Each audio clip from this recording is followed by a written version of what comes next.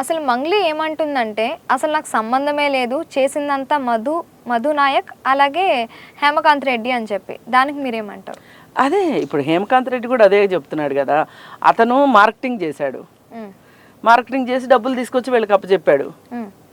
మరి అతని దగ్గరే డబ్బులు ఉన్నాయి అంటానికి మీరు ఆధారాలు చూపించండి. అంత మధును ఇప్పుడు మొన్నటిదాకా మధు పేరు ఎందుకు ఎత్తలేదు మరి మీరు? మొదటి నుంచి మధు పేరు చెప్పాలి కదా. నీ తమ్ముడు కూడా ఉన్నాడు దాంట్లో, శివ ఉన్నాడు, పైగా చౌహాన్ అని ఇంకో అతను ఉన్నాడు, ఇట్లా ఇంతమంది ఉన్నారు కదా. మరి వీళ్ళందరి సంగతి ఏంటి? వీళ్ళందరితో కూడా నాకు సంబంధం లేదు అంటే కాదు కదా.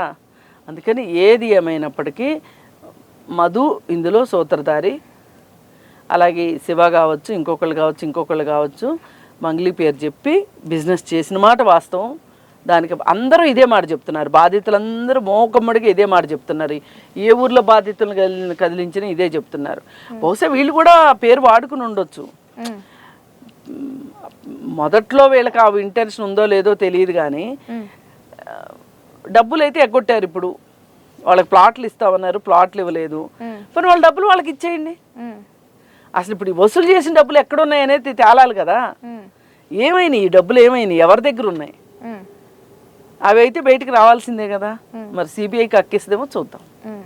అంటే మంగ్లీ పేరు పెట్టుకొని ఇదంతా చేశారంటారా, లేదంటే మంగ్లీని టార్గెట్ చేశారంటారా? అసలు ఏంటంటే ఇందులో ఎవరు టార్గెట్ చేస్తారు? ఇప్పుడు మంగ్లీని టార్గెట్ చేయగలిగిన వాళ్ళు కాదు ఈ మధు కానీ ఇట్లాంటి వాళ్ళు.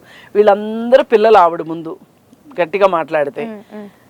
వీళ్ళు తమ్ముడు చెల్లి వాళ్ళ లైఫ్ సెటిల్ అవుతుంది, వాళ్ళు బిజినెస్ చేసుకుంటారు అని సహాయం అందించడంలో తప్పేం లేదు. కానీ వాళ్ళు అసలుకే మోసం చేశారు కాబట్టి, అసలుకే ఎసరు పెట్టారు కాబట్టి కదా ఇదంతా. అందుకని ఏంటంటే నేను కూడా ఎప్పుడు మంగ్లీనే ఉంది ఇందులో అని నేను కూడా ఎప్పుడు అనను. ఎందుకంటే మంగ్లీ లేకపోవచ్చు, కానీ వాళ్ళందరికీ నీ పేరు చెప్పారు కాబట్టి, నీ చెల్లెలు నీ తమ్ముడే చెప్పారు కాబట్టి నువ్వు బాధ్యత తీసుకోవాలి. ఎంతో కొంత తీసుకోవాలనే కదా మీటింగ్కి వెళ్ళావు, లేకపోతే నీకు అసలు మా మీటింగ్తో పనే ఉంది. అడ్వకేట్ సుబ్బారావు గారు కూడా మంగ్లీ మీద ఎందుకు మరి కేసు ఇచ్చేస్తున్నారు, కేసు ఎందుకు చేస్తున్నారు మరి? ఇప్పుడు ఆవిడే టాక్స్కి పిలిచింది సుబ్బారావుని. అంటే ఆయన పిలిచాడు కదా, డైరెక్టరు వేణు ఉడుగులో పిలిచాడు కదా. అంతకుముందే కూడా సుబ్బారావు ఒకసారి అప్రోచ్ అయ్యాడు అని చెప్పి కొంతమంది అంటారు. నిజాలు మనకు తెలియవు. ఏదైనా వేణు ఉడుగుల ఆఫీస్లో పూజారి నాగేశ్వర గారి ఆఫీస్లో మీటింగ్ జరిగిన మాట అయితే వాస్తవం. ఆ మీటింగ్లో నువ్వు చేయకపోవచ్చమ్మా మంగ్లీ, నీ పేరు బదనాం అవుతుంది కాబట్టి ఆ మధుని వాళ్ళకి అప్పగిస్తే వాళ్ళు చూసుకుంటారు అంటే ఆ రోజు ఆమె ససేమిరా అంది. ఎప్పుడు 20 రోజుల క్రితం, 25 రోజుల క్రితం. అసలు ఇంత ముదిరేది కాదు వ్యవహారం, ఇంత ఈవిడ పేరు కూడా బయటకు వచ్చేది కాదు. అక్కడ ఆ టైంలో ఎప్పుడు తగిన సమయంలో తగిన నిర్ణయం తీసుకోవాలి. ఆ తీసుకోపోవటం వల్ల జరిగింది ఇదంతా. అంటే మంగ్లీకి అసలు తప్పు లేదు, తన తప్పు లేకపోవచ్చు అంటున్నారు కదా. సో అలాంటప్పుడు సుబ్బారావు కాల్ చేసి, అంటే అడ్వకేట్ ఎవరైతే సుబ్బారావు గారు ఉన్నారా ఆయనకు కాల్ చేసి ఈ మనీ ఇష్యూ గురించి, అంటే మనీతో సెటిల్మెంట్ చేద్దామని ఎందుకు మాట్లాడాలి? మంగ్లీ తప్పు లేనప్పుడు ఊరుకోవచ్చు కదా. అట్లా కాదు, బాధితులు మంగ్లీ పేరు చెప్తున్నారు, ఆమె పేరు చెప్పి వీళ్ళు డబ్బులు వసూలు చేశారు అని చెప్పారు. అందుకని చెప్పి ఫోన్ చేసి ఉండొచ్చు. మరి బాధితులంతా ఇలా అంటున్నారు, ఏంటి మీ పేరు చెప్పి వసూలు చేశారు అంటున్నారు ఏంటి అని మాట్లాడి ఉండొచ్చు. అందుకే ఆమె రియాక్ట్ అయ్యి వేణు ఉడుగుల గారికి చెప్పి అడిగి, కొంచెం మీకు కూడా తెలుసు కదా అతనితోటి ప్రాబ్లంగా ఉంది అని చెప్పి పిలిపించ. ఇవేవీ తప్పు కాదు, కానీ ఇప్పటి వరకు సెటిల్ చేసుకోకపోవడం తప్పు. ఈ పాటికి జరిగి ఉండాల్సింది. ఇప్పుడు డబ్బులు ఇచ్చిన వాళ్ళు కూడా చిన్న వాళ్ళు ఇచ్చారు. ఏంటి వాళ్ళ ఎంత, వాళ్ళ జీవితాలు ఎంత, మనం అలా ఆలోచించాలి. బాధితుల కోసం ఏం చెప్తారు? వీళ్ళే కాదండి, ఎవరైనా సరే మీరు ప్రైవేటు వ్యక్తులను నమ్మి ప్రైవేట్ ఫైనాన్సుల్లో డబ్బులు పెట్టకండి. చేతులు గాలిన తర్వాత ఆకులు పట్టుకున్నట్లు అవుతుంది.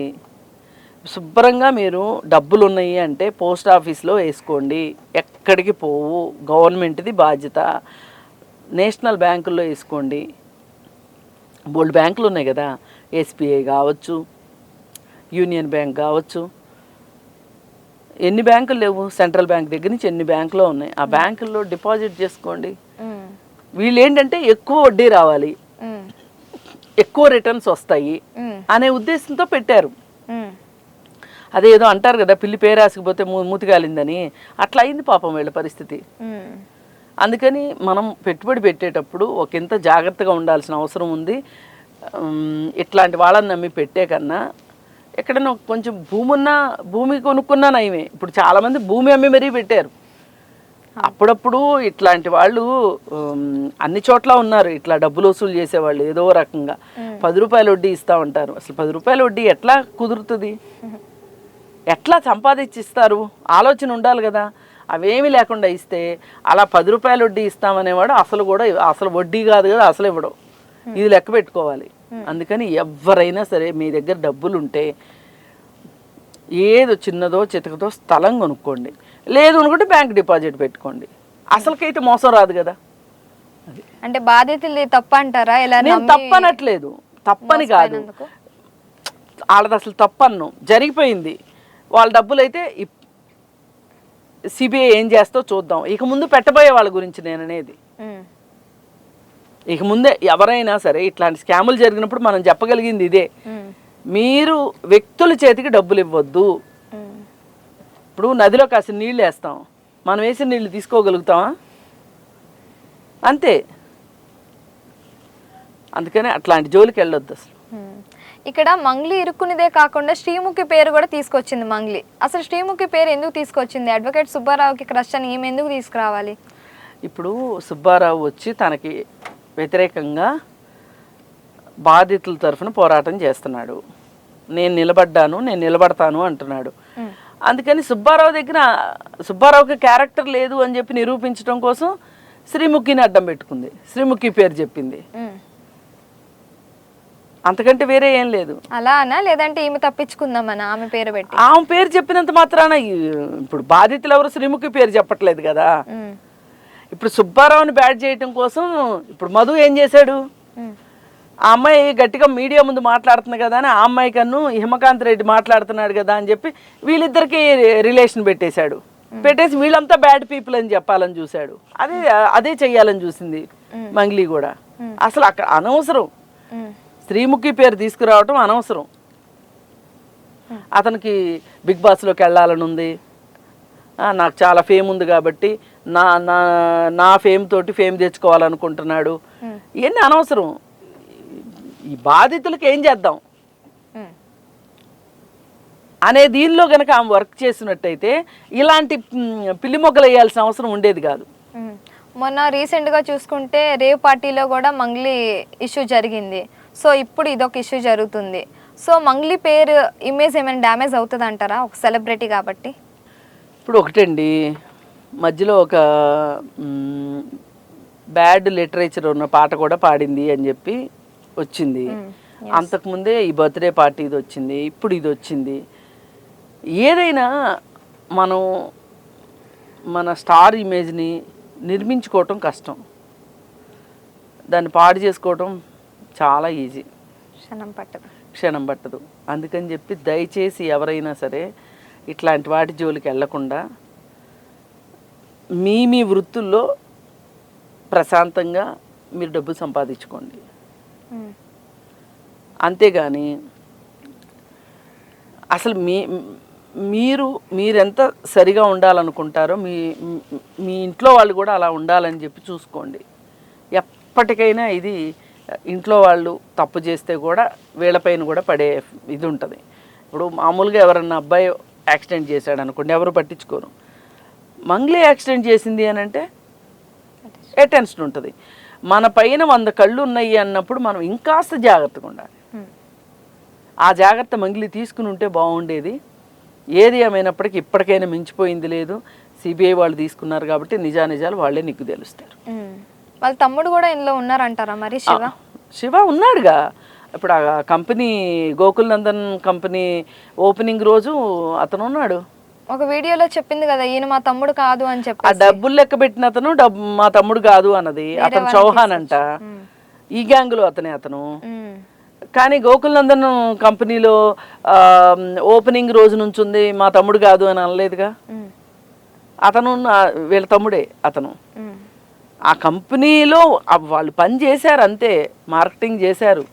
సో ఫైనల్ గా ఏం చెప్తారు, ఇది ఎంతవరకు దారి తీస్తుంది అంటారు? ఎవరు ఇప్పుడు బాధితుడికి? సిబిఐ చేతిలోకి వెళ్ళిపోయింది. ఇప్పుడు మీరు నేను ఊహాగానాలు చేసి ఉపయోగం లేదు. ఇప్పుడు ఇతను మధు అయితే అరెస్ట్ అయ్యాడు, విచారణ చేస్తున్నారు. మధుతో మాట్లాడిన దాన్ని బట్టి ఇంకెవరెవరు ఉన్నారు ఈ కేసులో అనేది తీస్తారు. ఇప్పుడు ఒకవేళ హిమకాంత్ రెడ్డి కూడా ఉన్నాడని తేలింది అనుకోండి, సిబిఐ దృష్టిలో ఆధారాలు ఉంటేనే చేయగలుగుతారు కదా.